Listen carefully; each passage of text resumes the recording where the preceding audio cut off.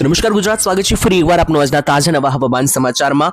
આજની તારીખ 28 જુલાઈ 2026 અને વાર થયો છે મંગળવાર। ત્યારે મિત્રો આજના તાજા હવામાન સમાચાર જાણીશું તો ગુજરાતના હવે આજથી હવામાન સમાચાર તમારા માટે જાણવા ખૂબ જરૂરી, કારણ કે હવે સિસ્ટમો જે છે તે મિત્રો કંઈક અલગ જ રૂપ ધારણ કરવાની છે, કારણ કે 22 થી 27 તારીખ ચાલ્યો વરસાદનો ત્રીજો રાઉન્ડ અને હવે પડવાની છે વરાપ, એટલે કે એક વરસાદનો વિરામ। અને ત્યાર પછી આની પછીની જે સિસ્ટમ છે એ મિત્રો ગુજરાત રાજ્યમાં જળબંબાકાર મચાવી દેવાની છે, કારણ કે બંગાળની ખાડીમાં આ વર્ષની સૌથી ખતરનાક સિસ્ટમે આકાર લઈ લીધો છે।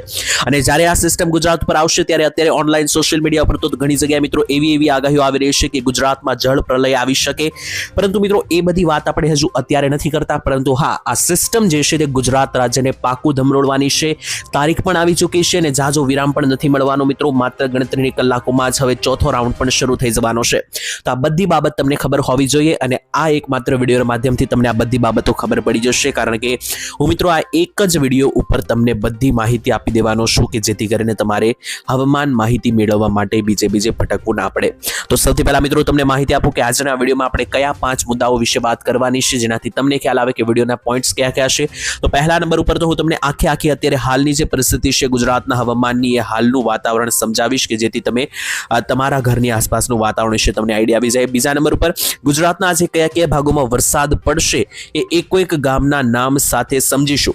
જ્યાં મિત્રો વરસાદ જે છે તે આજથી જોર ઘટવાનું છે, એટલે કે 28 તારીખ અને મંગળવાર આજે હવે ગુજરાત ઉપર કોઈ સિસ્ટમ લાગુ નથી, પરંતુ 22 થી 27 તારીખની વચ્ચે જે વરસાદો પડ્યા છે એની જે સિસ્ટમ બનેલી છે એના વાદળો જે છે તે ગુજરાત ઉપર હજુ પણ હાલમાં સ્થિત છે, જે આજે 28 તારીખની રાત્રિ સુધી ઘણા બધા વિસ્તારોમાં ધોધમાર તો અમુક ભાગોમાં ઝાપટા સ્વરૂપે વરસાદ આપી શકે। તો એ કયા જિલ્લા બનશે કે જેમાં આ રીતના વરસાદ પડશે એ પણ સમજીશું। અને સૌથી બાબત મિત્રો ત્રીજા નંબર સૌથી કામની વાત સમજીશું તો ગુજરાત રાજ્યમાં જે ચોથો રાઉન્ડ શરૂ થવાનો છે તારીખ પણ તમને જણાવી દઉં તો 31 તારીખથી 5 તારીખનો આ રાઉન્ડ, તેના વિશે પૂરેપૂરી માહિતી આપીશ। અને ચોથા નંબર ઉપર અંબાલાલ પટેલ હવામાન નિષ્ણાંતે શું આગાહી આપી છે આ રાઉન્ડને લઈને એના વિશે પણ વાત કરીશું। અને અત્યારે ઓનલાઈન સોશિયલ મીડિયા ઉપર જે બંગાળની ખાડીની સિસ્ટમ છે એને કારણે આસામમાં પૂર આવી ચૂક્યું છે, લગભગ 120 થી વધારે લોકોના મૃત્યુ થયા છે, 500 થી વધારે પ્રાણીઓના મૃત્યુ થયા છે। અને મિત્રો આંકડાઓ હજુ પણ ભયંકર બની શકે, કારણ કે લોકોના ઘર તળિયેથી તણાતા જોવા મળ્યા છે, જે નબળા મકાનો હોય। અને મોટી વાત એ છે કે આ જે સિસ્ટમ છે ગુજરાત રાજ્ય ઉપર 31 થી 5 તારીખ વચ્ચે આવવાની છે। તો આ સિસ્ટમને કારણે ગુજરાતના હવામાનને લઈને પણ ઘણા બધા મિત્રો એવી વાત કરી રહ્યા છે કે ગુજરાતમાં આવી આંધી ફરીથી આવી શકે અને એક પૂર જેવી પરિસ્થિતિ મોટા પાયે સર્જન થઈ શકે। તો એ બાબત સાચી છે કે નહીં, ગુજરાતમાં કેટલી હદે અસર થશે એ બધી બાબતો પણ જાણીશું। અને સૌથી છેલ્લે હું તમને જે છે ગુજરાત રાજ્યના હવામાનને લઈને જેટલા પણ નકશા, ફોટા, બધી બાબત જે સામે આવી છે ટૂંકમાં બધું સમજાવી દઈશ। તો હવે વિડીયોની અંદર આગળ વધે પહેલા જણાવી દઉં કે અમારી આ ચેનલ શું માહિતી ગુજરાતની તમે સબસ્ક્રાઇબ નથી કરી તો હાલ અત્યારે જ સબસ્ક્રાઇબ કરી નાખજો। એના માધ્યમથી દરરોજના તાજા નવા હવામાન સમાચાર તમે આ ચેનલના માધ્યમથી મેળવતા રહેશો। તો સૌથી પહેલા મિત્રો એક ડિસ્ક્લેમર આપી દઉં કે વિડીયોમાં જે પણ માહિતી મેળવી છે બધી હવામાન વિભાગની એલર્ટ આવ્યું છે તેને આધારે, હવામાન ડેટાને આધારે, વેધર મોડેલોને આધારે છે, જે અત્યારે ઓનલાઈન હાલ અહેવાલો અનુસાર સામે આવ્યા છે, જેની કોઈ પણ પ્રકારની રિસ્પોન્સિબિલિટી અમે લેતા નથી। તો હવે મિત્રો શરૂ કરીએ। સૌથી પહેલા લાઈવ સિસ્ટમ ટ્રેક કરીએ તો અત્યારે હાલ મિત્રો જોઈ લો તો અત્યારે ગુજરાત ઉપર કોઈ સિસ્ટમ અત્યારે મોટા પાયે નથી। જોઈ લો આ ગુજરાત રાજ્ય રહેલું છે અને ગુજરાત ઉપર અત્યારે કોઈ મોટી સિસ્ટમ નથી, પરંતુ જે 22 થી 27 તારીખે ગુજરાતમાં તોફાની સિસ્ટમ હતી એના વાદળો જે છે તે હજુ પણ ગુજરાત ઉપર સ્થિત છે અને એ વાદળોને કારણે ગુજરાતમાં છૂટા છવાયા લેવલે ઝાપટા સ્વરૂપે વરસાદો આજે હજુ શરૂ રહેવાના છે। પરંતુ બીજી બાજુ જોશો તો આ લાલ કલરનો આખો જે મહાકાય પટ્ટો છે આ મિત્રો છે આખી બંગાળની ખાડીની તબાહી મચાવનારી સિસ્ટમ, જે ગુજરાતનો રસ્તો પકડીને 31 તારીખ સુધીમાં અહીંયા ગુજરાત પહોંચવાની છે અને 5 તારીખ સુધી ગુજરાતમાં તોફાની બેટિંગ કરવાની છે। અને અત્યારે હાલ મિત્રો જે આ બંગાળની ખાડીની સિસ્ટમ છે ત્યાં આસામ આસપાસ મિત્રો એવા ભયંકર પૂર આવ્યા છે કે મિત્રો તમે જોઈને દ્રશ્યો જોઈને મિત્રો પગ નીચેથી જમીન હલી જાય તેવા, કારણ કે 50 100 ભેંસો એકારે તણાઈને જઈ રહી છે। જોઈએ તો મિત્રો આખી સોસાયટીઓના જે નબળા મકાનો હોય એક સાથે ધસડાઈને પાણીના પ્રવાહમાં જઈ રહ્યા હોય, 150 થી વધારે લોકોના મૃત્યુના હજુ પણ આંકડા નોંધાવાની આશંકાઓ છે। આટલી ભયંકર આંધી મચી ચૂકી છે બંગાળની ખાડી આસપાસના અહીંયા આસામના વિસ્તારોમાં। અને હવે મોટી વાત એ કે આ બધી એ જ સિસ્ટમો છે કે જે ગુજરાત રાજ્યનો રસ્તો પકડીને 31 થી 5 તારીખમાં ગુજરાતમાં ચોથો રાઉન્ડ શરૂ થવાનો છે। તો મિત્રો એ જે સિસ્ટમ છે એનું હાલનું લોકેશન જોઈએ તો અત્યારે હાલ મિત્રો અહીંયા તમે જોઈ શકો કે અત્યારે આની ઉપર મિત્રો જોશો તો આ એક મોટું મિત્રો LPA ભેજ લેવલ જોશો તો LPA 388 ભેજ ઉપર મિત્રો જોશો તો આ મહાકાય સિસ્ટમ બંગાળની ખાડી ઉપર પથરાઈને બેસી ચૂકી છે અને અત્યારે ગુજરાત નજીક મિત્રો જુઓ ધીમે ધીમે આ સિસ્ટમ જે છે તે ખસકતી જશે, લો પ્રેશર સિસ્ટમ ખસકતું જશે, જેમ કે અહીંયા તમે આ ફોટાની અંદર લાઈવ જોઈ શકશો મિત્રો। 28 તારીખ સુધીમાં આ બંગાળી ખાડીની સિસ્ટમ અહીંયા બંગાળ પાસે છે। હવે ધીમે ધીમે મિત્રો જુઓ જેમ જેમ મિત્રો આ સમય આગળ વધશે તેમ તેમ જુઓ મિત્રો 28 તારીખે આ સિસ્ટમ અહીંયા છે, 28 તારીખ પછી મિત્રો જુઓ ધીમે ધીમે આ રીતની આગળ વધશે। તો મિત્રો 29 તારીખે આ સિસ્ટમ અહીંયા વચ્ચે આવી રહી છે મધ્ય ભારતમાં, તેનાથી પણ આ રીતની મિત્રો આગળ વધવાની છે। પછી મિત્રો જોશો તો 30 તારીખે આ સિસ્ટમ મધ્યપ્રદેશ ઇન્દોર બાજુના વિસ્તારો સુધી પહોંચી રહી છે, એકદમ ગુજરાતના પાડોશી રાજ્ય તરફ। અને ત્યાર પછી સૌથી છેલ્લે 31 તારીખની સવાર સુધીમાં આ જે સિસ્ટમ છે ગુજરાતની ઉપર ત્રાટકી શકે, પૂરેપૂરી અંશે ત્રાટકતી જોવા મળી રહી છે। અને પછી 31 થી લઈને 5 તારીખ સુધી ગુજરાતની મહેમાન બનશે। અને ખાસ આ સમયગાળા દરમિયાન તમારે કઈ કયા વિસ્તાર કયા જિલ્લા ઉપર વધારે ટાર્ગેટ કરશે સિસ્ટમ એ મિત્રો અત્યારે હાલની પરિસ્થિતિના આધારે તમને સમજાવું।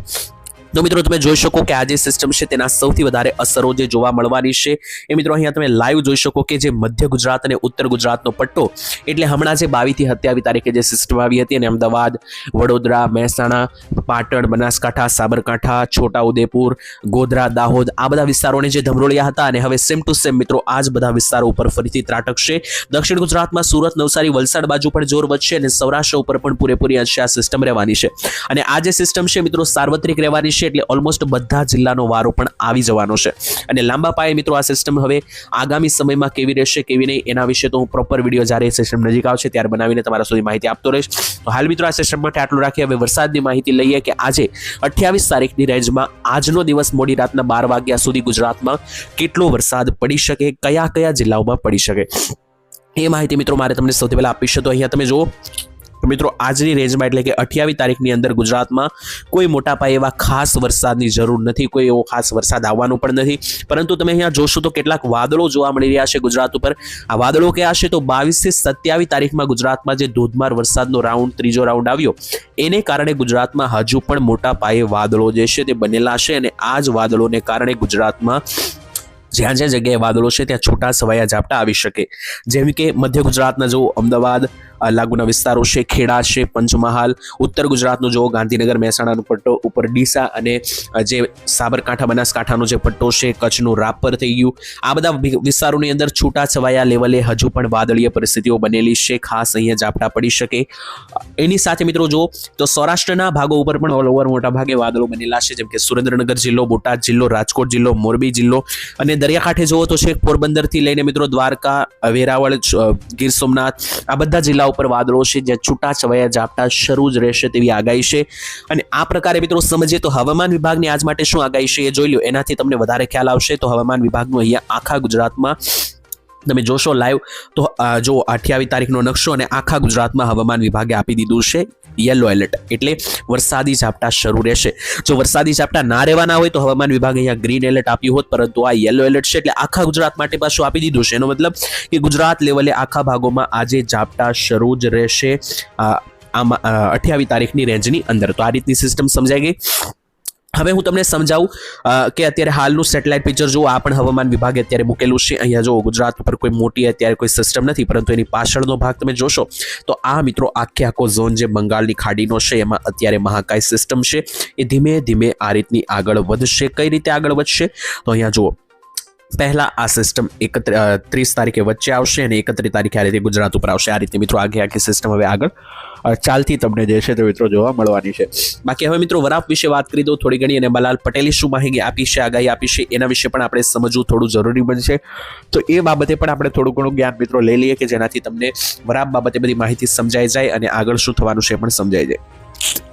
તો મિત્રો અંબાલાલ પટેલે આગાહી આપી છે એ અનુસાર 30 તારીખ પછીના ઝોનની અંદર જે છે મિત્રો વરસાદીય સિસ્ટમ બનવાની છે, પરંતુ એની પહેલા વરાપ મિત્રો આ તારીખે નીકળવાના છે, એટલે આવતીકાલથી જે છે તે આજથી જ મિત્રો વરાપની જો કે શરૂઆત થઈ જવાની છે, પરંતુ આજે હજુ પણ મિત્રો યલો એલર્ટ છે હવામાન વિભાગનું, એટલે છૂટા છવાયા લેવલે વરસાદ પડવાની આગાહી રહેવાની છે। પરંતુ આમ છતાં મિત્રો તમારે જાણવું હોય કે વરાપના કયા કયા દિવસો રહેવાના છે તો આજથી તમે શરૂ કરી શકો।